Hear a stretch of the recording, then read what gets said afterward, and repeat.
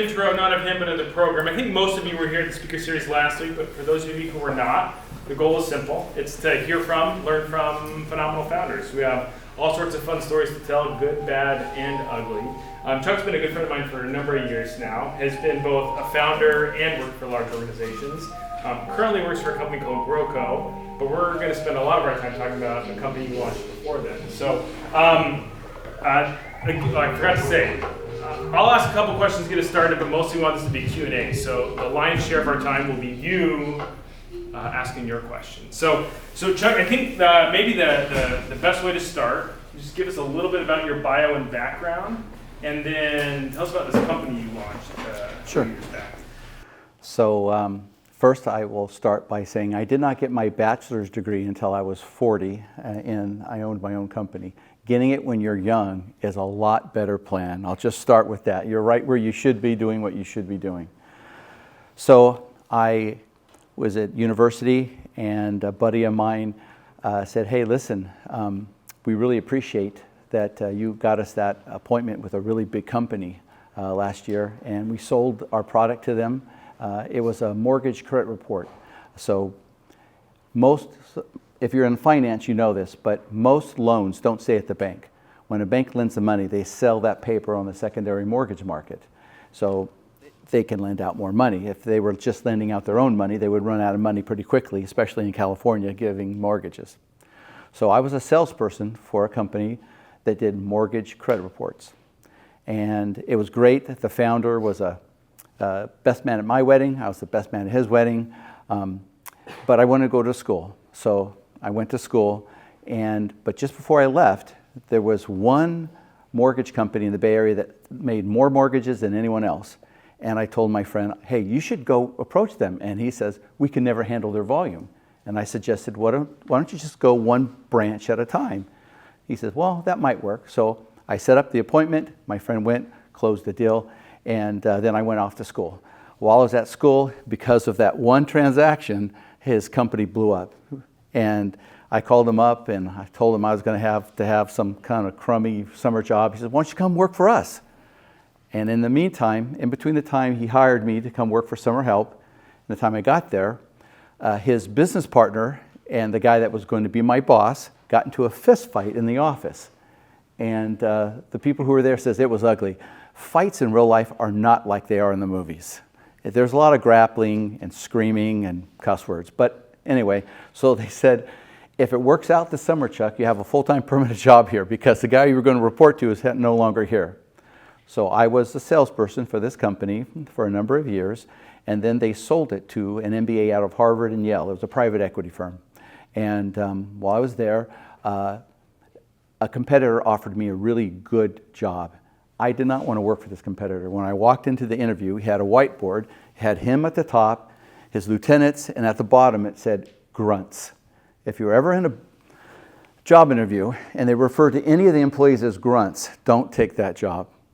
So I thanked them very much for the offer, and I went right back to my new bosses and said, hey, I got this offer. Can you match it? And they said they would. And then when I got the paperwork, it was only about 85%. But I still didn't want to work for the other guy, so I took it. And after a little while, I was making more money than my immediate boss. So they decided to tell me they were going to have to renegotiate my contract. I said, how can you do that? It's a signed contract. And she said, well, technically, I signed it, and the president should have signed it. So I knew then I had no security there. When my best friend was running the company, I had lots of security. But I was just a salesman. They didn't care about me. So I went to a friend of mine that worked there. She did operations. I did sales. And I told her I wanted to start a company doing the same thing. Will you come with me? And she said, no, I hate this industry. I said, what? I said, well, what do you want to do? She said, I don't care. I just applied to be a 911 operator. I said, you'd rather do that than this? And she says, anything. I said, I'll tell you what. I'll set aside, I promised to pay her $2,000 a month. I'll put aside $6,000 in a separate account that's just for you. Even if it doesn't work, you'll have 3 months of salary so that you can get another job. And you can keep trying to get on with a 911 as a 911 operator. But if you don't have another job by the time I open up, will you come to work for me? And she said yes. And she did, and it worked out great. When it came time for financing, a few months before this, I knew a guy had tried to buy the company and couldn't. They couldn't come to terms, so I went back to him and I said, I'm thinking about starting a company competing with these guys. Would you be interested in investing in this company? And it was over lunch. It was so Silicon Valley. On a napkin, we wrote down the numbers, and on $50,000, we're going to start this company. And I'm very proud of the fact that in 3 months' time, remember, I'm a salesperson, so I know people in the industry, people who would buy this product. I brought enough over immediately that we were cash flow positive in 3 months, which is really rare if you're bootstrapping a company. But that's how I got started. It just took a broken contract. Well, so Chuck, you've shared with me before, and I would love to share the details with the class to the extent that you're willing to speak to it, but about some of the challenges that came up later when your company was acquired and some personnel decisions and then like the tough decisions that were hard to make. Yeah. There's two things. So what he's referring to is primarily why I had to sell the company. But before I get to that, I wanted to share one other thing. When you leave a company to start your own and you become a competitor, it's very, very common for them to go after you. I got a letter from my previous employer, and it didn't seem very threatening to me, but it was from a very large law firm in San Francisco. So I took it to my brother-in-law, Lee, who's a brilliant attorney for, at the time, Baker McKenzie. And he says, you know, this isn't my expertise, and I'm an IP attorney. This is more an employer-employee relationship type attorney. Let me show it to a friend of mine. I actually share an office with him. Let me show it to him. His name was Rob Van Trest, really good attorney. And he said, let me ask him what he thinks. So I get a phone call from Rob, and Rob says, Chuck, this letter isn't what you think it is. I said, well, it didn't seem that bad, but I was just concerned. He says, no, you don't understand. They're going to sue you. I said, but I've done nothing wrong. To give you a background, I replaced myself with the best salesperson in our industry. I gave 2 weeks notice. I did everything right. But in business, sometimes doing everything right doesn't always mean anything to the other side. He says, what they're going to do is they're going to sue you into oblivion. I said, but even if they sue me, they can't win. He says, they're not trying to win. They have more money than you. They're going to sue you until you run out of money, because you're going to have to take the money that was earmarked for starting and running your company to paying legal fees. So it's very, very common for a large company to sue a little company, even though they won't win, but they know the little company will run out of money and they go out of business. They just go away. And he says, that's what's going to happen. I said, well, what can I do? He says, well, Baker McKenzie at the time was the largest international law firm in the world. He says, I can't represent you, but let's do this. Give me $500. I couldn't afford them, even if they were willing to represent me. He says, write me a check for $500. We'll call it a retainer, and I'll see what I can do. He says, call me next week. So I called him next week. Anyone who says that luck is not involved with a successful company is lying. If they think it's just because they're smart or clever, they're just wrong. Luck plays a big part of it. So I called him the next week, and he says, Chuck, just stop taking clients from them, and this just goes away. I said, how did you get that to, how did you manage to do that? He says, well, what I didn't tell you is I'm kind of a big deal in this particular legal field, and I'm her mentor, and let's just say she was a little surprised I was representing you. So he led her to believe that he was representing me even though he couldn't. And because of that, they backed off. It was just dumb luck. That guy just happened to be a friend of my brother-in-law's. It was, if not for that, they would have sued me and I would have gone out of the business. What you're referring to is when you start a company, it's hard to grow because all your bills come due in 30 days, but yet all your revenue comes in between 30 and 60. So there's a problem there. I wasn't greedy. I put as much money as I could back into the company. So it grew and grew and grew. Our first full year of operations, our product cost $30 each. Our first full 12 months of operations, our revenue exceeded $1 million. Our second year, $2 million. And that growth was possible because we lived on our float, which technically is illegal. So Professor Anderson isn't telling you that's what you should do. I'm just telling you that's what we did. And it worked really well. But what happened is it was real estate related. So every time there was a dip, a small dip in the market, I would let go the underperforming employees and cross-train the good ones. And that worked great because every time we came out of a slow slump, we took off like crazy. And we outperformed all of our competition. In 2 years, we went from the smallest provider of 5 in the Bay Area to the largest, or the second largest, depending on who you talk to. But that worked really well in slow times, in a short, slow time. But we got hit by a really long, slow time. First time business owner, a lot of my employees were single parents, and I really cared about them. So once I let the underperformers go, I held on to my good performers, did more cross-training, and then started burning through the money that I had saved up. Burning through it. Ultimately, I had to sell the company because I was running out of cash.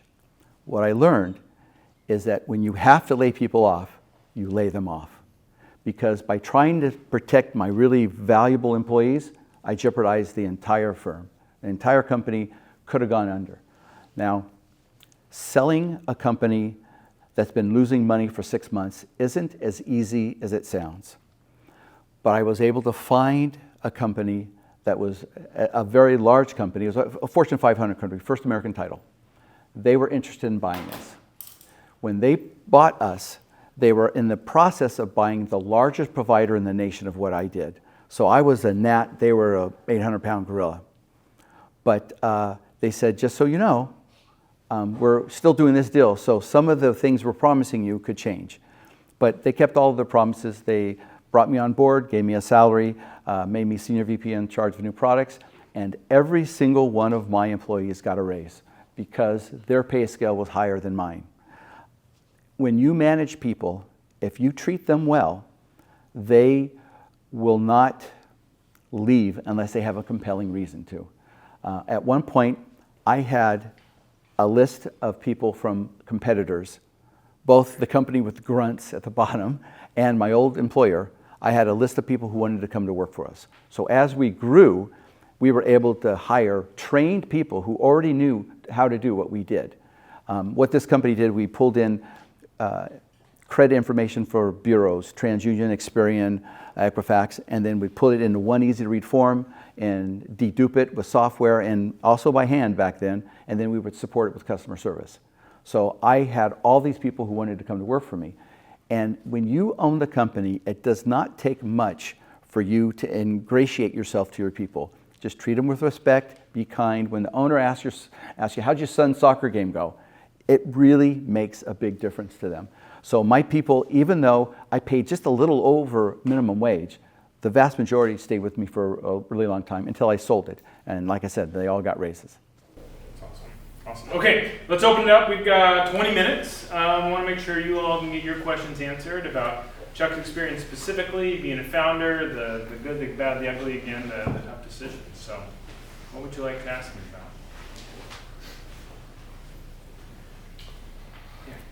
Go ahead, John, and then we'll come here. You mentioned you went into higher education a little bit later, so I'm wondering, that's where we often figure out what we want to do in life. So I'm wondering, how did you choose your path early on without that sort of? Oh, that's a great question. So in high school, I was good at math. So my dad said you should be an engineer. I wanted to be a pilot for United Airlines. My dad was a mechanic for United Airlines. And I really loved, in high school, I would fly to Hawaii for 20 bucks. It was a lot of fun. But my dad didn't have a degree. So we would tell him all the time, you didn't get a degree. Why should I get a degree? You're doing just fine. And I didn't want my kids to have that same leverage on me. So even though I was the president of an international information services company doing really well, I went back to school to get my degree just so that my kids would not have that to hold over my head. Now, when I was younger, I did go to school for a couple of years and I had a great time, terrible grades, I don't recommend it. But that was as a mechanical engineering major. When I owned my own information services company, my major became information systems management, and that's what my bachelor's is at. I should probably go back and get my master's someday, but at this point, there's just no reason. Running a company is probably as good an experience as getting an MBA in anything. But two of my sons, I have 4 children, 2 of them have their masters, and I think getting a master's is a really smart way to go. It shows that not only are you smart, but that you have a strong will, dedication. It's not easy staying in school for 4 years, much less 6, unless you get really lucky and you get one of those schools with a 5-year program where you can get both. But it was mechanical engineering, and then I actually changed it to finance because my interest was more business. But by then, I took this job, and the job when I worked for my friend was mostly commission. Getting a commission job in college is not a good plan. You tend to spend way more time selling than homework, and I ended up just doing more and more work and less school until I had to go back when I was 40. Go ahead. So the company, the initial one you started, Prime Credit Reports, lasted 3 years. Mm-hmm. In 1997, you started Prime Credit Reports of Puerto Rico. That lasted 7 years. Why did you choose to invest, or what revenue streams did you see in Puerto Rico to start in that? Man, he did his homework. I'm impressed that not everyone knows about Puerto Rico. Even people at First American have forgotten about it. But it's an interesting story. So while I was working for my friend's company, before it was sold to the 2 private equity guys, it was sold to TransUnion. TransUnion is one of the big 3 credit reporting agencies. And they sent some of their programmers out to work on our system. And I got to be friends with one of the programmers. She quit TransUnion, went to work for a company doing what I did in Puerto Rico. And when I wanted to expand, I wanted an East Coast hub. I wanted her to move to Florida, and her husband didn't want to. He was from Puerto Rico. So she said, have you ever considered a production facility in Puerto Rico? And no, I had not. But when I hired her, she said, Chuck, it's a great deal. I can get several people to come with me all at the same time. It was a little bit of a risk, but I hired 5 people all at once, and they all had different skill sets. So that office was cash flow positive within 3 months because they brought clients with them, they brought operations with them, they brought everything with them. But what was fascinating is when I went down there to open it up, my friend, her next door neighbor worked for the telephone company. And I had ordered 21 lines, 21 phone lines. And he goes in there, he says, you only have the 6 or 7. I'll come back tomorrow to see if I can find any more. And he leaves. And the guy across the hall just happened to be, he worked for New Skin. He came over and I was telling him, I don't know what I'm going to do. I could probably get by with 16, but I want 21 lines. And he says, I only have 6 or 7. He says, Chuck, give him $100, you'll get 21 lines. So I tell my friend who lives next door to a guy that works at the phone company that, and she says, that's probably true. So when he comes back tomorrow, just have some money for him. But in the meantime, I'm going to talk to my next door neighbor. So her next door neighbor came over the next day, and the 2 guys just happened to be there at the same time. Oh my gosh, you could hear them yelling at each other a block away. We got 21 lines, it didn't cost me any money. But just because her next door neighbor worked. Several things in Puerto Rico. My friend there says, if you have a secret, you don't even think it, or someone will find out about your secret. And then the other thing is, it's not what you know, it's who you're related to. I had clients here in Northern California, we were the best at what we did. In Puerto Rico, we were the best at what we did. We were faster, more accurate, and my pricing was always within $1. Sometimes $1 higher, sometimes $1 lower, but always within $1 of my competition. But I had people in Puerto Rico saying, Chuck, I want to use you. All my underwriters want to use you. All my processors want to use you. But I've done business with this guy for 20 years. My dad did business with his dad for 50 years. I can't use you. So Puerto Rico is a very interesting. So what happens is I tried to keep Puerto Rico out of the original deal, but First American insisted on it being included. So I had to sell both. But they had a change of management. And after, I had a 5-year contract. After a couple of years, I heard they were trying to sell Puerto Rico. Part of my deal was a salary, but also guaranteed bonuses. I said, why don't you just keep my guaranteed bonuses and give me Puerto Rico back? So I bought Puerto Rico back just by giving up future bonuses. They had let Puerto Rico go. No one managed it. If you don't manage people well, they get bad habits and it becomes super inefficient. So I just went in there, kind of fixed things up. They had another change of management, And then they bought the largest title company on the island. So then I sold it back to First American a couple years later. Puerto Rico, not too many people know about that. So I'm impressed that you went and found that out. But it's a very interesting story. And it lasted 7 years, so it was a Yeah. good.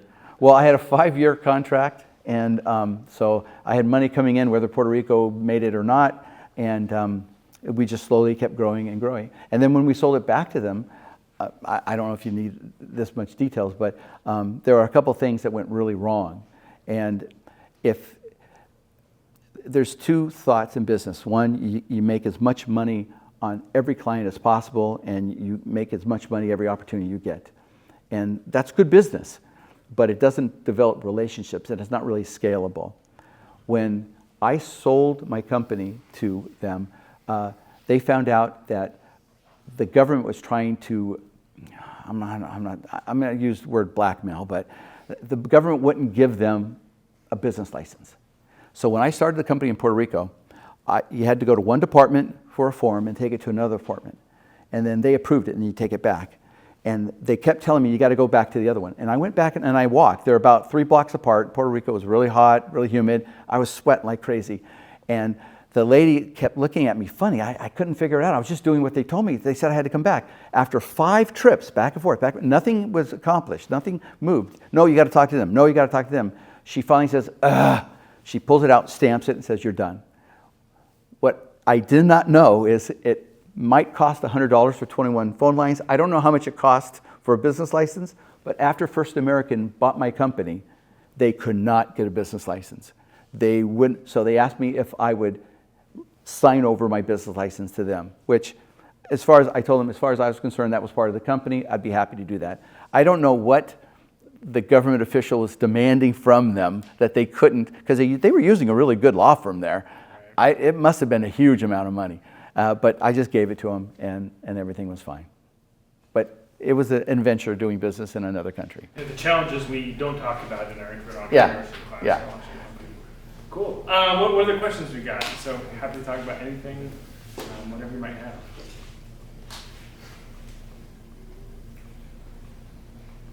Yeah. So you talked about the importance of being cash flow positive and reaching that quickly. What were some of the practices that you put in place at your companies to prioritize that and achieve that? Yeah, that's a really good question. I have a brother-in-law that teaches at another university, and he tells his students this phrase that I learned at a business meeting once. He says, cash is more important than your mother. Your mother will love you no matter what.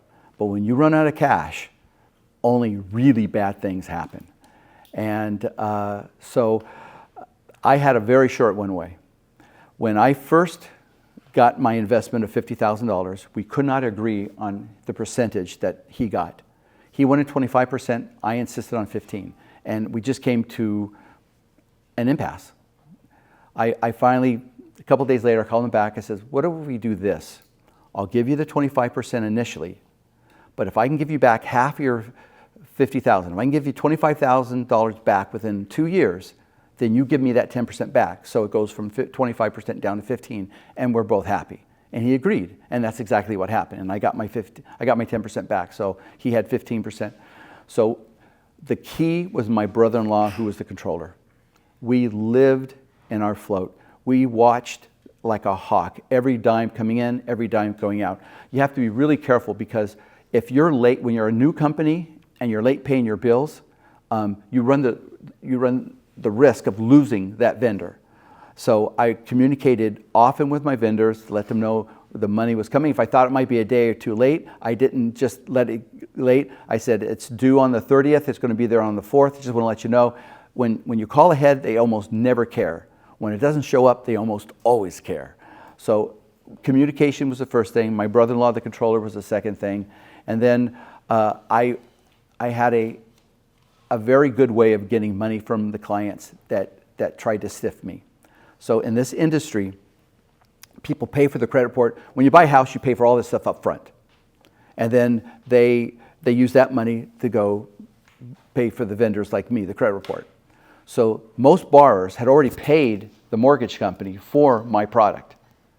So when the mortgage company doesn't pay me, it's not because they weren't paid, it's just they decided to keep the money. So I would call them, tell them I need the money. If they, usually they'd just pay, they forgot. But if they were stiffing me, then I would tell them a third of your clients is going to get a letter from me saying that you didn't pay me the money that they gave you. And usually that was enough to get them to pay me. But there are cases where it wasn't.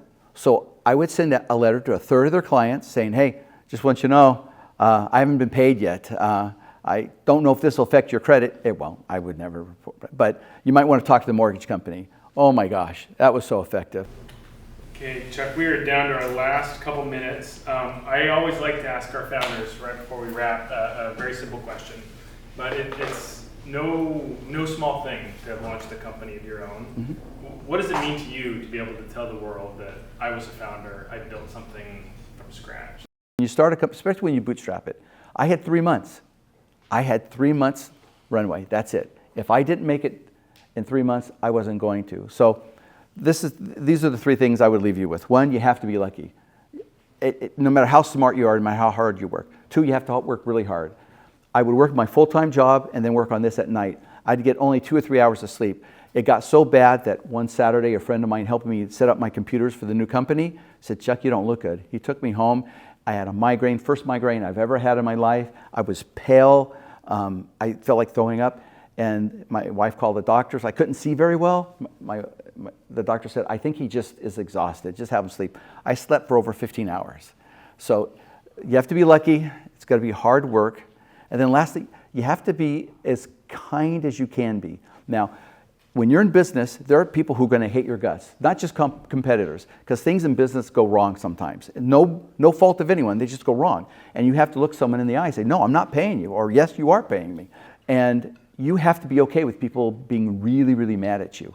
But if you treat everyone honestly and fairly, and you're kind, especially to your employees, they'll be more loyal to you than other employees will be to your competitors, and that's a huge advantage. So those would be the 3 things. One, I'm super proud of it because it really is hard and it's very rare, but those would be the 3 things I would leave with your students. Awesome. Chuck, I appreciate it. Let's give him a round of applause. Appreciate you coming.